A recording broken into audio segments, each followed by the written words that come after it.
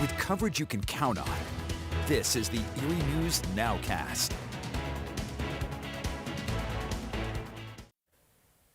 Good evening, everyone. I'm Kristen Allen. Thanks for joining us for tonight's edition of the Erie News NOWCAST. Right now, former President George W. Bush is in town speaking at a crowd at the Bayfront Convention Center. Erie News Now was there as the president's plane landed at Erie International Airport. Secret Service agents and local law enforcement transported the 43rd president to the Bayfront Convention Center. The former president is the headline speaker for the Jefferson Educational Society's Global Summit, which started at 7.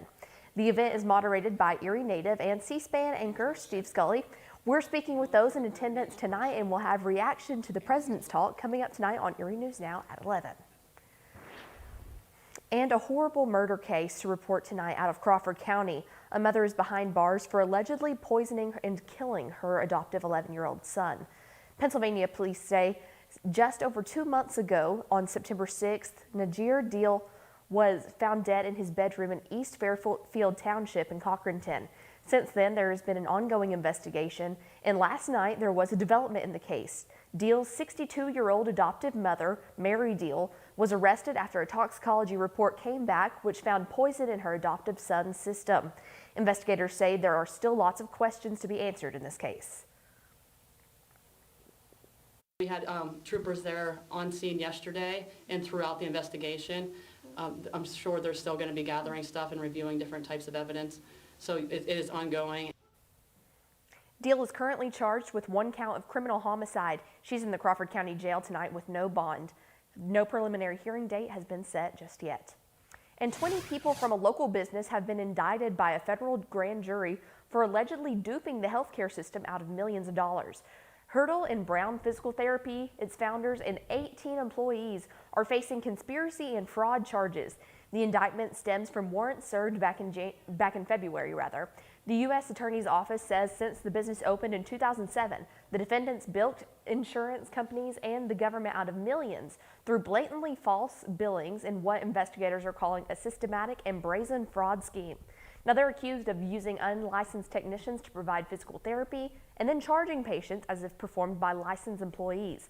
The indictment also says employees billed for treatment time that was more than the actual time spent with patients. Now, if convicted, each defendant and the business face a total of sentence of up to 30 years in prison.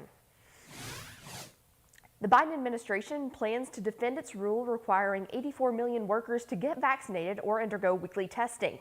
The mandate for employers with 100 or more workers will impact plenty of local companies, but it's on hold for now because of a court challenge. However, it has companies and workers, including union members at Wabtec, asking plenty of questions. For example, would companies have to provide and pay for testing for workers who don't get vaccinated?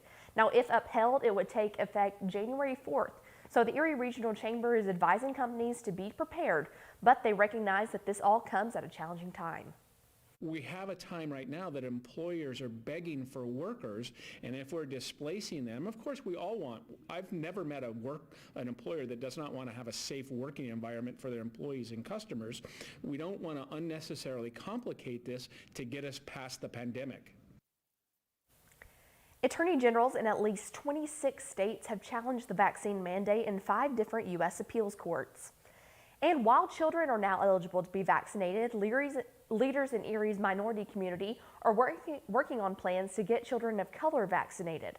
A group of clergy members are meeting tonight to develop plans to promote vaccines for children and booster shots for adults. Chantel Hillard of Booker T. Washington Center says vaccines are critical for all children, not just children of color.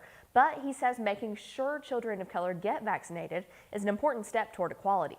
Now, without vaccines, kids can get sick, miss school, and fall behind. So he's hoping vaccines become available all over our community. We need to bring it to where the people are at in situations in places like the Booker T. Washington Center, daycare centers, schools, things of that nature is very important and very vital in order to make sure people get the great opportunity that is deserved of them. Now, we also spoke to Bishop Dwayne Brock of Victory Christian Center, and he says misinformation is the biggest hurdle in the vaccination effort. And he says people of all races, but especially people of color, have been susceptible to conspiracy theories that convince them to not get vaccinated. And tonight, a chance for people on the wrong path to turn their lives around. Local organizations and law enforcement are coming together to help people involved with gangs and gun violence to get back on track. Unified Erie and local law enforcement are calling in what they call Criminals on the Edge to the New Life and Spirit Revival Center. Now, Criminals on the Edge are people identified by police as offenders on the fast track to spending several years in prison or much worse. Now, the program held tonight at New Life Spiritual Center in East Erie aims to keep these young people safe, alive, and out of trouble by giving them a chance to get help through different resources.